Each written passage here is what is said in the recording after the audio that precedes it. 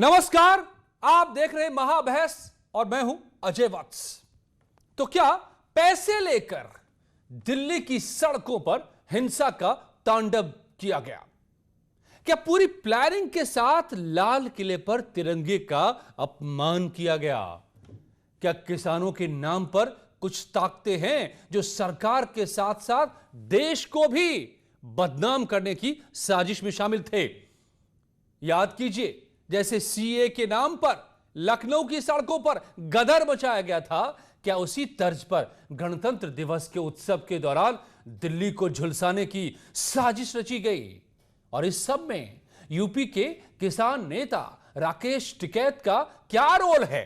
आज ये सारे सवाल जब पूछे जा रहे हैं तो मैं आपके सामने रखूंगा एक एक सबूत, एक एक तस्वीर, जो तस्वीरें खुद गवाही देंगी महाबहस में। और फिर यह सवाल, क्या आखिर यह किसान आंदोलन चल रहा था या उसके पीछे साजिश?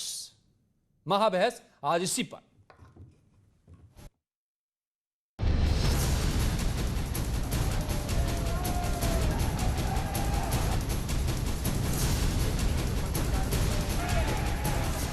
गदर के बाद आंदोलन में दरार।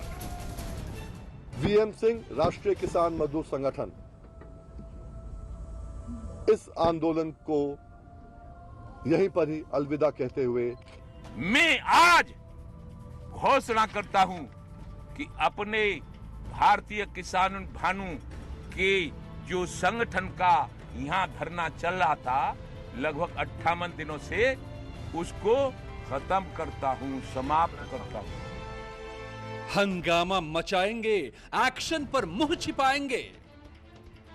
एक किसान आओगे यहाँ पे दिल्ली में, दिल्ली खबरदार जो ट्रैक्टर को रोका उस वो राजनीतिक पार्टियां जिन्हें जनता रिजेक्ट कर चुकी है, जिनकी जमानतें जब्त हो चुकी हैं, वो किसानों को भड़काने का कार्य कर रही हैं। उनके द्वारा कहा जाता है कि टिकट उसको मिलेगा जो किसान आंदोलन में फोटो दिखाएगा। आप समझ सकते हैं कि किस तरह के लोग पश्चिम उत्तर प्रदेश से विशेष रूप से इस आंदोलन में गए हैं। गणतंत्र के गुनहगार कब होंगे गिरफ्तार? सरकार के संरक्षण में जानबूझकर जवान और किसानों के बीच में लड़ाई कराई। आंदोलन का सच बेपर्दा, आज महाबहस इसी पर। तो क्या सच है आंदोलन का जो अब सामने निकल करके आ रहा है? इस पर करेंगे बात तमाम मेहमानों के साथ। लेकिन दिल्ली पुलिस इस गदर के बारे में क्या कह रही है, यह भी सुनिए।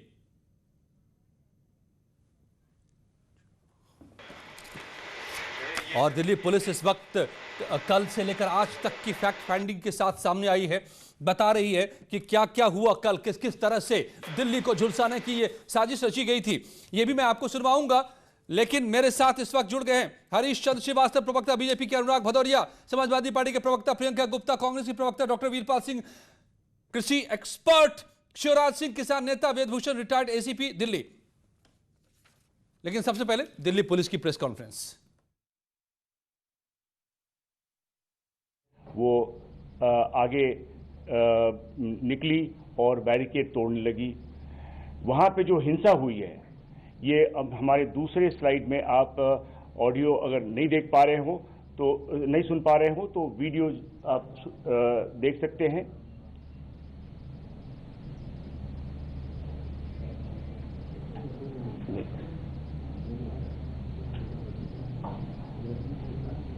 मुकरबा। तो इस प्रकार से आपने ये जो उनके स्पीचेस के बाद वहां पे जो भीड़ है वो आगे की तरफ बढ़ी। ठीक इसी प्रकार से जो टीकरी बॉर्डर पे जो किसान थे, वे भी करीब 8 साढ़े 8 के बीच में निकले और उनमें वे आकर के नांगलोई टी पॉइंट पे बैठ गए और वहां पे ही प्रोटेस्ट किया। इसमें उनके नेता बूटा सिंह बुर्जविल, वे भी और जो हरियाणा से जो फार्मर्स आए थे उनके साथ मिलकर के वहीं पे बैठ गए और आगे जाने से मना कर दिया। और अंत में उन्होंने भी वायलेंस में इंडल्ज किया और बैरिकेड तोड़ी। और ये जो वीडियो फुटेजेस हैं आप लोगों ने काफ़ी कैप्चर किया, जिसमें आपने देखा कि किस प्रकार से एक बहुत बड़ा कंटेनर को उन्होंने पलट करके और आगे का रास्ता निकाला और उसके बाद वो पीरागढ़ी, पंजाबी बाग, झकीरा से होते हुए उनमें से कुछ लाल किला तक पहुंचे।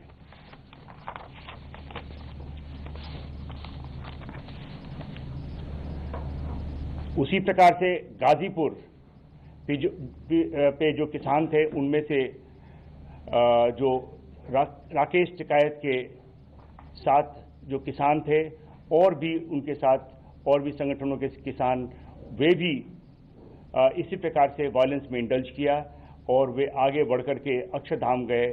और जबकि बहुतों को वापस भेज दिया गया, कुछ लोगों ने बैरिकेड तोड़ करके वे भी लाल किले तक पहुंच गए।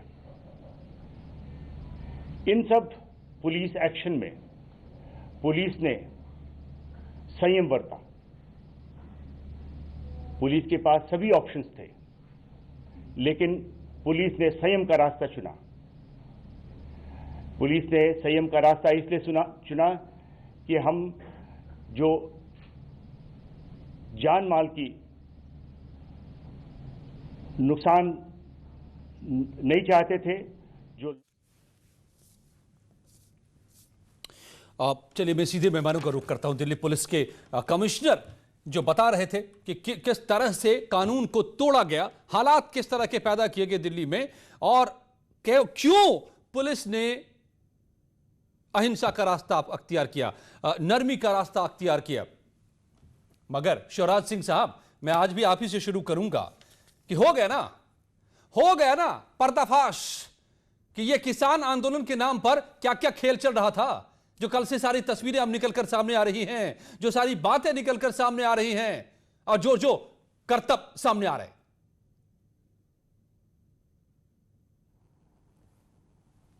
शिवराज सिंह,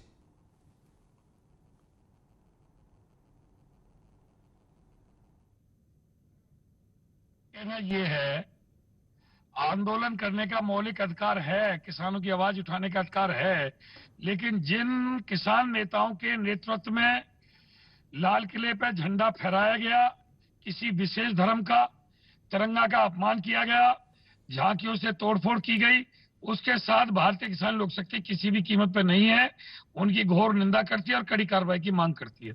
तो राकेश टिकैत का नाम सामने आ रहा है और उनके बयान भी सामने आ रहे हैं। वो कहते नजर आ रहे हैं कि हाँ, लाल किले पर मिलेंगे।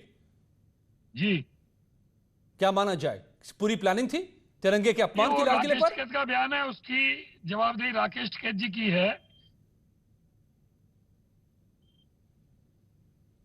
बोलिए शिवराज जी। हेलो जी, बताइए।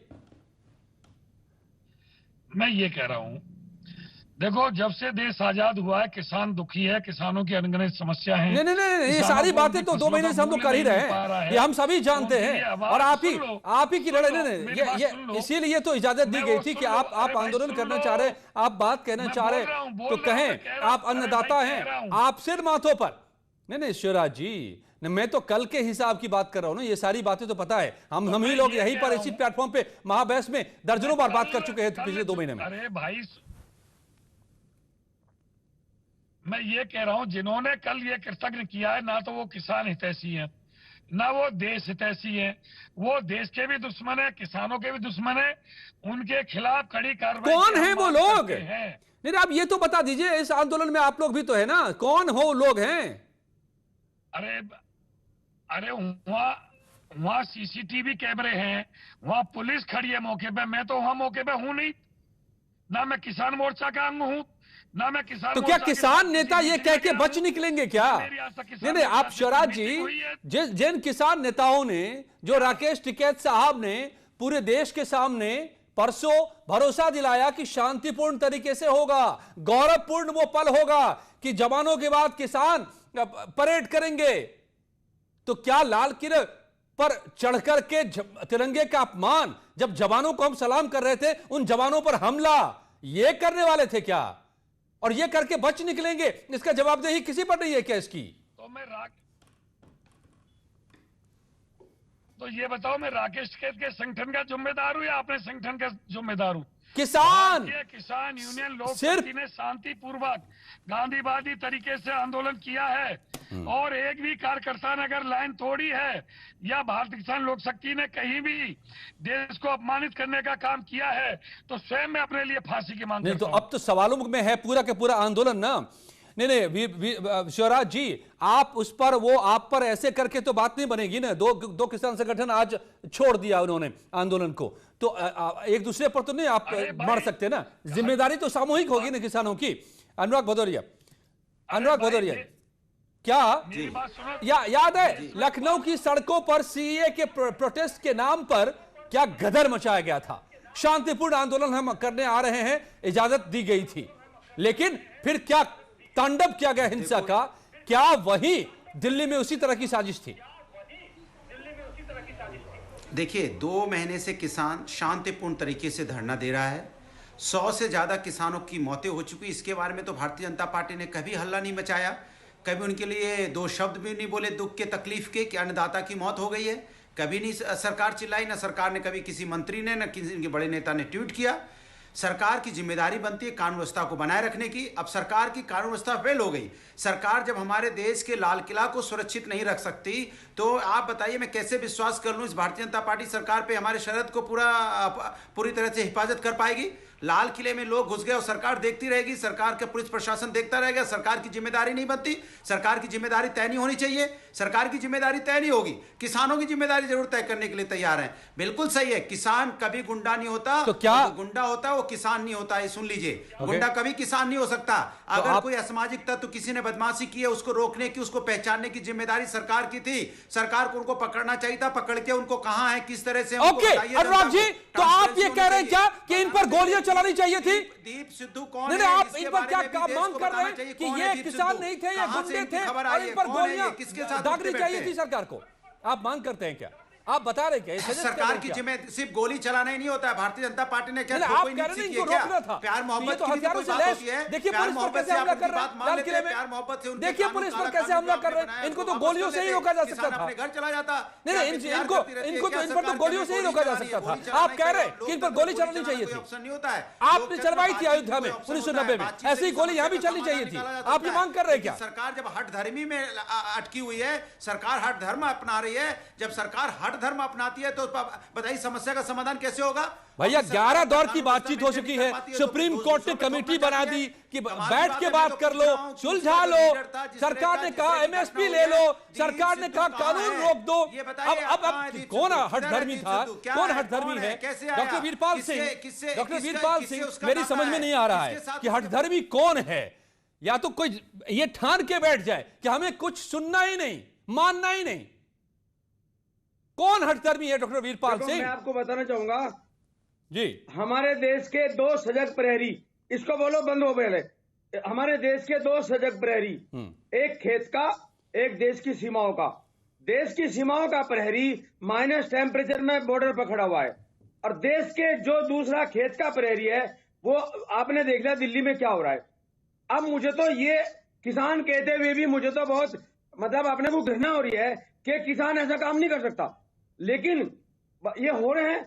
आप उन्हें बताइए, संयुक्त किसान मोर्चा का जो संगठन था इनका, उन्होंने जो बार बार ये कह रहे थे कि हम बिल्कुल किसी तरह का कोई दंगा नहीं हो सकता, कोई फिसाद नहीं हो सकता, कोई गड़बड़ नहीं हो सकती, तोड़फोड़ नहीं हो सकती, वे नेता कहाँ हैं?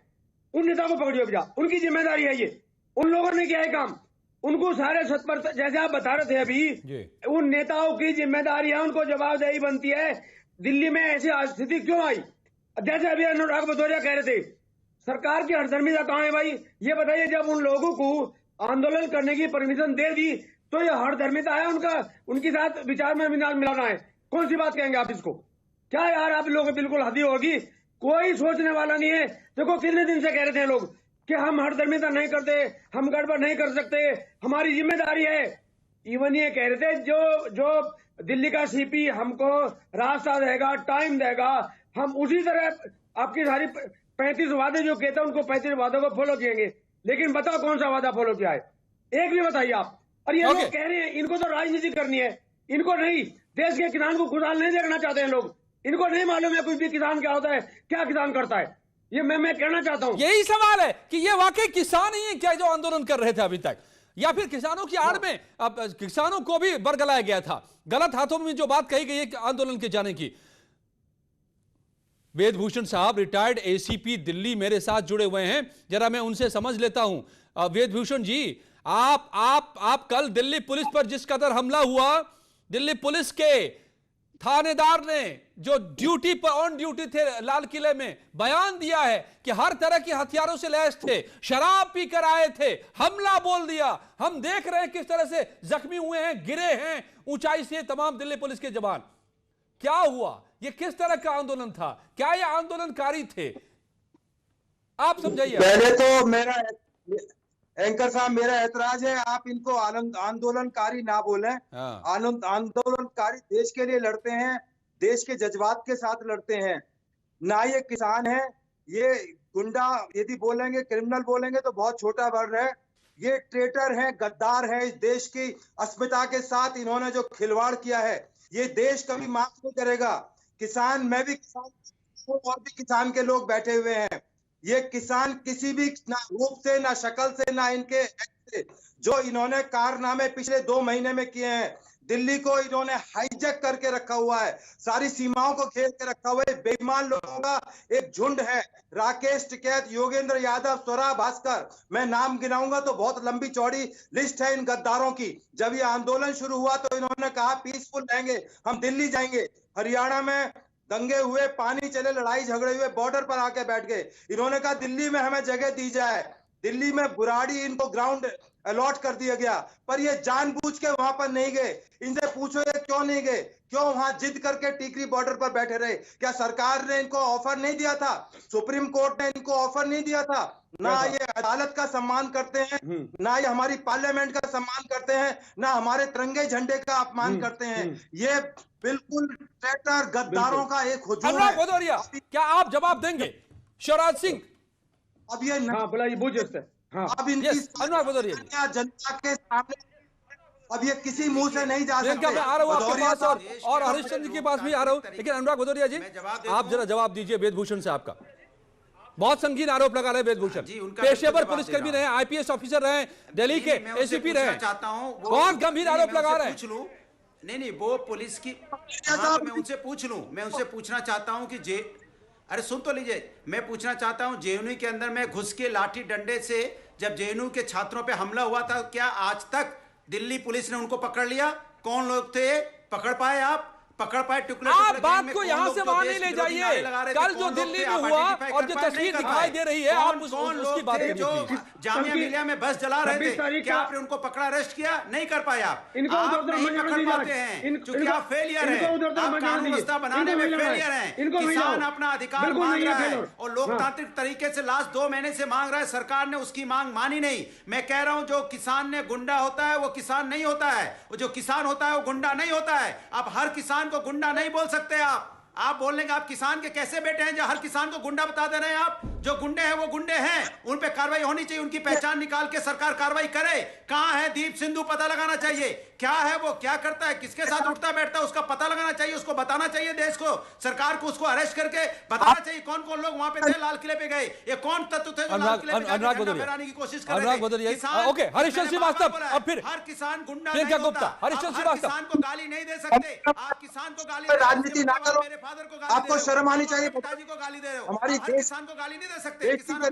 वेदभूषण जी की आवाज नहीं आ पा रही। वेदभूषण जी, हरिश्चंद्र श्रीवास्तव आप आइए जल्दी से मैदान में और आप संभालिए। आप बताइए नहीं, आप बताइए कि ये कौन लोग हैं, क्यों इस हद तक ये पहुंच पाए? क्या सरकार ने इनके आक्रोश को नहीं सुना? आप हिंदुस्तान के पार्लियामेंट को मानते हैं, आप हिंदुस्तान के को मानते हैं, और इसका ये मौका तलाश रहे थे। अनुराग भदौरिया ने राकेश टिकैत का ऑडियो नहीं सुना, उन्होंने बीएम सिंह का बयान नहीं सुना, और नहीं तो इस तरह की बातें वो नहीं करते। जिस तरह से राष्ट्र की मर्यादा का हनन हुआ किसान आंदोलन के नाम पर, उसने देश को शर्मसार का परिचय दिल्ली की पुलिस फोर्स ने दिया, वो भी अपने आप में सराहनीय है। अनुराग भदौरिया तो चाह रहे थे कि उन पे गोली चला देती वहां की पुलिस, और फिर ये कल को कहते कि साहब सरकार ने जलियांवाला बाग बना दिया। अरे गोली चलाना कोई सिर्फ गोली चलाना ही एक आता है आपको, गोली चलाने के अलावा बातचीत नहीं आती क्या? प्यार मोहब्बत से आप समस्या का समाधान नहीं कर सकते क्या? हमेशा ठोको नीति में क्यों विश्वास रखते हो? हमेशा गोली चलाओगे? प्यार मोहब्बत देश की खत्म हो गई। अहिंसा भी महात्मा गांधी अहिंसा का पाठ पढ़ाते रहे थे, अहिंसा का पाठ पढ़िए, विवेकानंद ने जो पाठ पढ़िए। प्रियंका गुप्ता कांग्रेस, कांग्रेस के भी बड़े सारे ट्वीट्स आ रहे हैं कल से भाई। प्रियंका गुप्ता जी, कांग्रेस के भी बहुत सारे ट्वीट्स आ रहे हैं, आपके कैप्टन साहब से लेकर आपके उत्तराखंड के नेताओं के ट्वीट्स आ रहे हैं, और वैसे ही मिलते जुलते ट्वीट्स पाकिस्तान से भी आ रहे हैं। क्या खेल चल रहा है? क्या ये प्यार मोहब्बत नहीं है जो अनुराग भदौरिया कह रहे हैं कि आप 65 दिन से रास्तों को घेरे बैठे हैं, 11 राउंड की बातचीत कर चुके हैं, सुप्रीम कोर्ट की कमेटी बन चुकी है, आपकी मांगों को माना गया है, कानून को फिलहाल रोक दिया गया है, एमएसपी की गारंटी दे दी गई है, तब भी हम कुछ नहीं मानेंगे, हम दंगल करेंगे, हम लाल किले पर चढ़ जाएंगे, हम तिरंगे का अपमान करेंगे। क्या हो रहा है? ये कौन है ये लोग? क्या कांग्रेस इनके साथ मिली हुई है?